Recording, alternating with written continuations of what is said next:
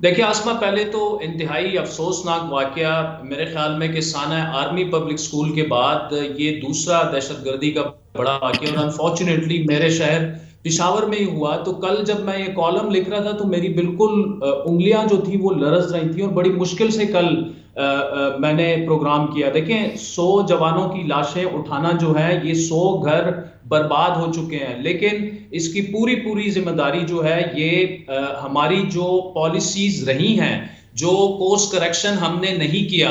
जब हमारे जैसे लोग चीख चीख कर कह रहे थे कि देखें अफगानिस्तान में तालिबान आ गए हैं और कलदम तंजीमें, यहाँ पर शिदत पसंद तंजीमें टीटीपी की सूरत में वो मजबूत होंगी, और उसकी बड़ी वजह ये है कि ये जितने भी शिदत पसंद और दहशत गर्द हैं, ये 20 साल शाना बशाना अमरीका के खिलाफ अफगान तालिबान के साथ उनकी लड़ाई में शामिल रहे हैं। अभी भी टीटीपी के लोग जो हैं वो रैंक एंड फाइल का हिस्सा हैं। दूसरी बात यह है कि टीटीपी ने अमीरुल मोमिनीन जो है तालिबान के, उन्हें अपना अमीरुल मोमिनीन मानते हैं, मुल्ला अहमदुल्ला को, उनके हाथ पे बेयत की हुई है, और उनका जो भी हुक्म अदूली अगर वो करते हैं तो वो फिर बेयत खत्म हो जाती है। तो अफगान तालिबान क्यों खुलकर इन वाकयात की उस तरह से मजम्मत नहीं कर रहे? उनके प्राइम मिनिस्टर की अगर आप स्टेटमेंट उठा के देखें, या उनके फॉरेन मिनिस्टर की, तो चीजें तो बड़ी क्लियर कट थी। हमारे जो पॉलिसी साज थे, हमारे जो सियासतदान थे, हम सोए रहे इस सारे अरसे में, जब हम चीख चीख कर कह रहे थे कि देखें स्वात में वापसी हो चुकी है, बिल्कुल। शांगला में आ चुके हैं, बुनीर में आ चुके हैं, लाखों की तादाद में लोग रोडों पर निकल रहे थे कि रियासत को ललकार रहे थे कि आइए आप हमारी मदद करें।